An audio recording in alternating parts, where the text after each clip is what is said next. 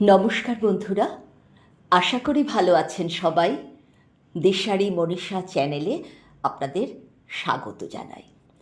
চলে আসলাম আরও একটি ছোট্ট ভিডিও নিয়ে, যেটা আমরা বেশ কিছুদিন আগেই ঘুরে এসেছিলাম। আপনারা সকলেই জানেন, আপনাদের সকলেরই খুব পছন্দের জায়গা জিম করবেট ন্যাশনাল পার্ক। যারা গিয়েছেন তারা তো খুব ভালোভাবেই পরিচিত আছেন এই সুন্দর জায়গাটির সঙ্গে। আমরাও গিয়ে এক অন্যরকম ভালো লাগা মনের মধ্যে তৈরি হয়েছে প্রতি মুহূর্তে। আমরা ছিলাম জিম করবেট ন্যাশনাল পার্কের ভিতরে বিজরানি ফরেস্টে। আগে থাকতেই এখানে রুম বুক করা হয়েছিল। হিমাচল প্রদেশের সরকারের যে রুমগুলো রয়েছে সেখান থেকে আমরা আগে যোগাযোগ করে রুমটাকে একদিনের জন্য বুক করেছিলাম।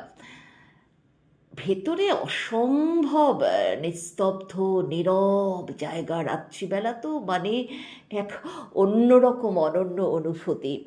চারপাশে শুধু শিয়ালের আওয়াজ, হাতির ডাক শোনা যাচ্ছে, এবং এই ফরেস্টের যে জায়গাটার মধ্যে বাসভবন পর্যটকদের জন্য তৈরি করা হয়েছে তার চারপাশে ইলেকট্রিক তার দেওয়া রয়েছে, যাতে কোনো রকমভাবেও যারা বেড়াতে আসেন এখানে ভালোবেসে এই জায়গাটাকে, তাদের যেন কোনো রকম বিপদের সম্মুখীন না হতে হয়।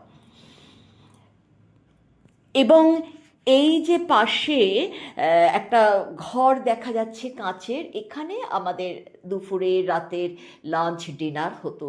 সম্পূর্ণ শাকাহারী কিন্তু আহারের ব্যবস্থা এখানে। যারা মনে করছেন যে কোনো রকম মাংসাশী খাবার পাওয়া যাবে, সেটা কিন্তু একেবারেই সম্ভব নয়।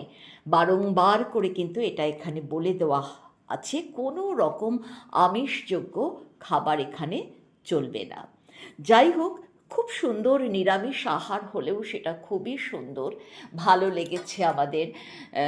রাত্রিবেলায় খুব মানে অন্ধকার, আর দিনের বেলায় সৌর আলোতে আলোকিত হয় প্রায় খানিকটা জায়গা। একটা মনোরম জায়গা। সকালবেলায় উঠে দেখলাম বহু পর্যটক এসেছেন বাইরে থেকে, জিপসি গাড়িতে করে তারা জঙ্গলের ভেতরে যাচ্ছেন বাঘ দেখবেন বলে। কিন্তু আমরাও ঘুরেছি, বাঘের দেখা পাইনি, বাঘের পায়ের ছাপ পেয়েছি। সব মিলিয়ে মিশিয়ে এক চমকপ্রদ আমাদের এই বেড়ানোটা হয়েছে। আমরা গিয়েছিলাম আমার দেওর, তার স্ত্রী এবং আমরা স্বামী স্ত্রী দুজনে মিলেই। খুব সুন্দর একটা একদিনের ট্যুর আমাদের কমপ্লিট করলাম। ভেতরে কিন্তু কোনো রকম খাবারের যদি ইচ্ছে হয় যেটা কিনে খাবো, সেটা কিন্তু একেবারে সম্ভব নয়। আপনাকে বাইরে থেকেই প্রয়োজনীয় খাবার, জল এগুলো কিন্তু সঙ্গে রাখতে হবে, প্রয়োজনীয় ওষুধ রাখতে হবে। কোনোভাবেই কিন্তু রাত্রিবেলায় খুব প্রয়োজনেও বাইরে আসা সম্ভব নয়। তো এই প্রয়োজনীয় তথ্যগুলো যদি সবাই মেনে নিয়ে আসেন ভেতরে, তাহলে বলবো প্রকৃতির এক অপরূপ রূপ আপনারা দর্শন করবেন, যা চিরকাল মনের মধ্যে একদম মণিকোঠায় জমা হয়ে থাকবে। যত গভীরে আমরা যাচ্ছি তত সবুজ, দিগন্ত জুড়ে যেন সবুজ পাখ পাখালির ডাক, পশুর গর্জনও কিন্তু শুনতে পাচ্ছি। সে এক অন্যরকম ভালো লাগা, অন্যরকম অনুভূতি। কত ধরনের হরিণ দেখলাম এখানে। সত্যি আপনাদের সকলের সঙ্গে আমাদের ভালো লাগাটুকু ভাগ করে নিলাম। ভালো থাকবেন সবাই।